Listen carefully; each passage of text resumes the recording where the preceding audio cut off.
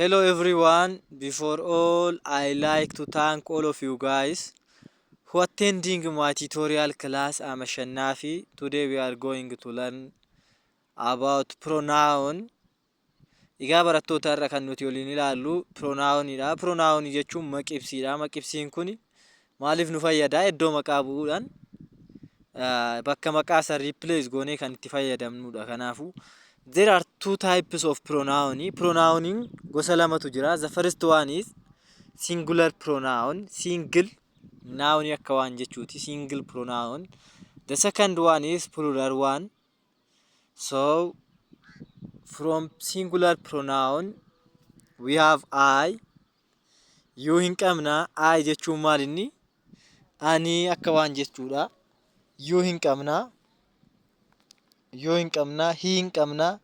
Itti aansuudhaan she hin qabnaa fi it hin qabnaadha. So those things, it, she, he, you and I is called singular pronoun jedhamani. I kana yoon fayyadamnu jettanii we use this one when you are talking about yourself. Namni tokko I kan fayyadamu yoggaa maal ta'edha? Yoggaa waan ofii, yoggaa waa'ee ofii dubbatu wayii. Fakkeenyaaf I'm a student, I'm barataadha. Ani barataadha. So we use it when you are talking about yourself. I'm a student, I'm a doctor, I'm an engineer. Kana jechuun maal inni? Yoggaa waa'ee ofii dubbattan yeroo hunda I fayyadamna. Itti aansuudhaan I tun maal inni? Singular pronoun jalatti ramadamti jechuudha. I'm barataadha. I'm a student, I'm an athlete, I'm a doctor, I'm an engineer, whatever thing you mention about yourself, you use what? I fayyadamna jechuudha. Ammoo you fayyadamnu when to use you, yoo you bira dhufnu you kana yeroo baay'ee nama baay'eefis nama tokkoofis fayyadamuu dandeenya. Garuu yoon fayyadamnu jettanii use this one when you are talking directly to one person in front of you. Nama isin fuuldura jiru tokkoon yoggaa nama isin fuuldura jiru tokkotti dubbattanii nama kallattumaan nama tokkotti yoo dubbachaa jirtanii you fayyadamuu dandeessu jechuudha. For example, you are my friend jechuun dandeessanii. Fakkeenya mucaan kanaan maal jechuun danda'a? You are my friend. Ati maal inni? Hiriyaa kooti. You are good student. You are clever. You are intelligent man. Waan baay'ee jechuun dandeessanii jechuudha. Kanaafuu nama fuulduraa tokkoon you are my friend, your girlfriend, you can say even. So we use this one when directly you are talking to someone in front of you. You can use this thing. And the third one is he. He ammoo itu maal inni?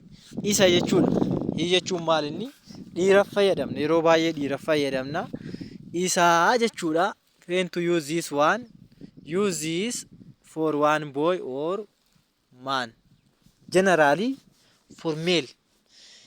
Mucaa tokkoof yookaan ammoo itu dhiiraaf maal fayyadamna? He fayyadamna. Hiin illee maal inni? Singular pronounidha jechuudha. For example, Caalaa is clever, he study hard jedha. Caalaan maal inni? Qaxaleedha. Inni jabeessituu barataa yookaan ammoo dubbisa jechuu hin dandeessani. Caalaa is clever, he study hard. Caalaan maalidha jedhee?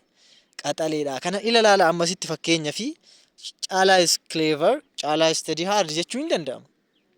Caalaa is clever, Caalaa is studies hard. You can say this one. Garuu ammoo ituurra deddeebitanii caalaa jechaa oolurra maal jechuun salphata? Caalaa is clever jettan dura kazaan ammoo he study hard. This he is called what? Singular pronoun. Iddoo naawunii san buuteetu nu fayyadde jechuudha.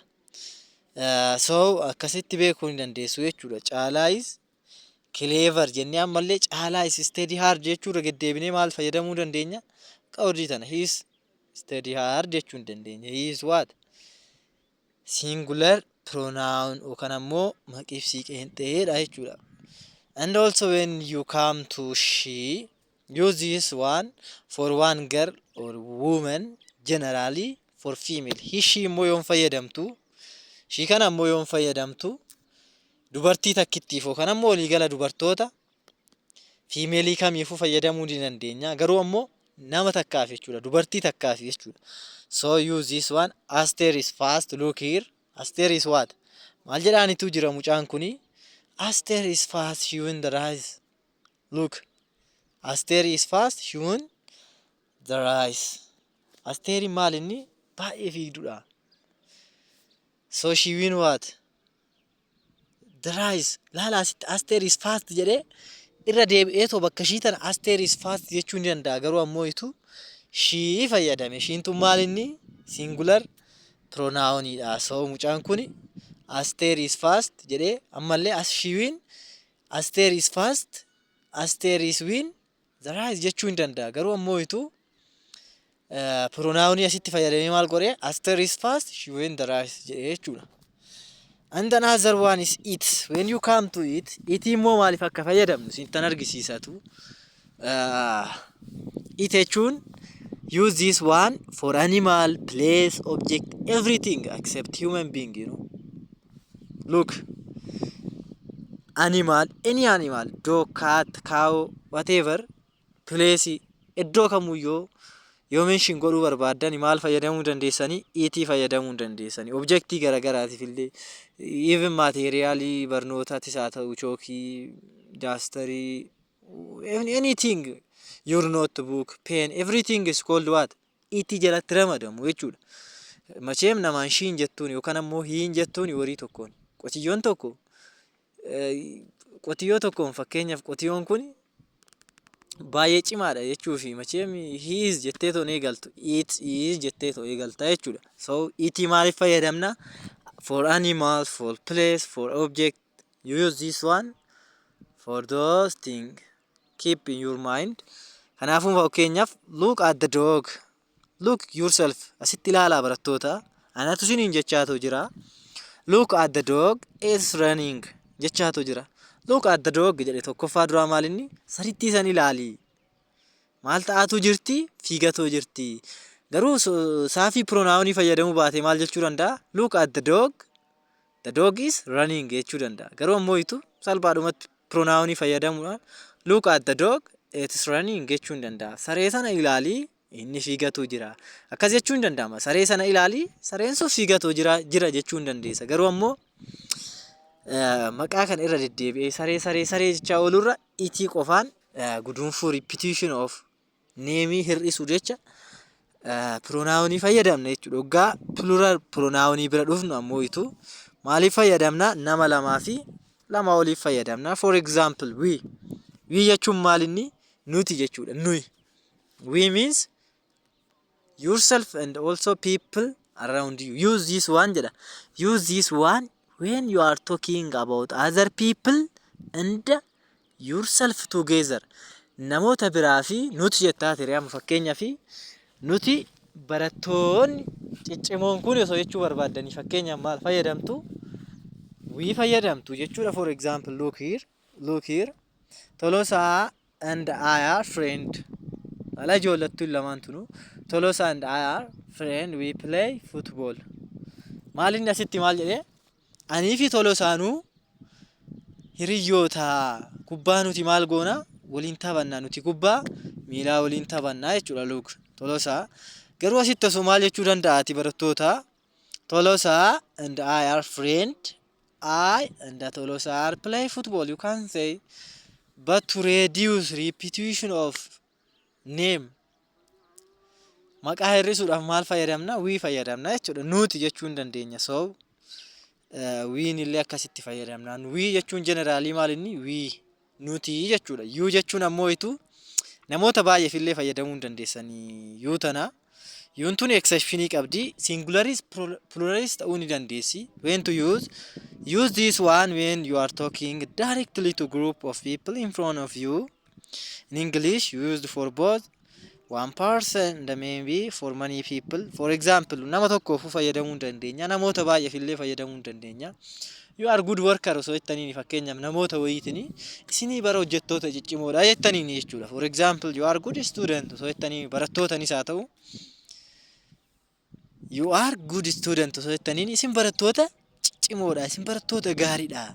Isin barattoota gaariidha jechuu hin dandeessanii jechuudha. For example, Barsiistuun tuni barattoota kana badhaasatu isin barattoota ciccimoodha jechuun if osoo barbaadde you are good student jechuun dandeessi jechuudha salphaadhumatti isin barattoota gaariidha kanaafuu isinii jette akka isiniitti fayyaduu dandeessi jechuudha maaliin yuuni jechuudha. When we come to the last one is they jechuun ammoo ibsu isaan jechuudha. They means isaan. When to use this one for group of other people not including yourself. Osoo ofii keessan ittiin makiin they means isaaniitire isaan jechuu barbaadan isaan barattoota ciccimoodha osoo jettanii too ofii keessan ittiin makne garuu immoo wii osoo fayyadamtanii nuti barattoota ciccimoodha osoo jedhee barataan tokko inni illee isaa keessa jira. But here when he say they are good student he exclude himself from those team. Kanaafuu they jechuun maal inni isaan jechuudha. The children is happy. Look here. The children is what? Happy. Why? They get this gold. Wancaa kana maal godhani? Mo'atanii kanaafuu gammadan jechuudha. Laala ijoollettiinuu gammaddee jirti. The children is happy. They are laughing. Ijoolleen gammadanii maal godhaatu jiranii? Kolfaatu jiranidha. Kanaafuu ijoolleen kolfaatu jiranidha. Kanaafuu zee jechuun maal inni isaan jechuudha. Maal inni reasitti the children is happy daa'imman gammadanii. Kazaan ammoo irra deebitanii maal jechuu dandeessanii daa'imman kolfaa jiran jettani jechuu ni dandeessu. Garuu immoo ammallee irra deebitanii daa'imman kolfaatu jiru jechuurra maal fayyadamuu dandeessanii they are what? They are laughing. Kolfaatu jiran jechuun dandeessanii ijoolleen gammadanii jiru isaanii kolfaatu jiranii. You can say this one egaa har'aaf nu gahaati. I will come back with another topic. Thank you for today tutorial class. Please don't forget to subscribe my YouTube channel, like, and also please don't forget to share for your friend. Jajjabaadhaan isin jedha akkasumas grammar part illee kophaatti hojjedhe kana isiniif fidu ta'a. Galatooma jajjabaadhaanas na jajjabeessaa isiniin jechuu barbaada. Galatooma.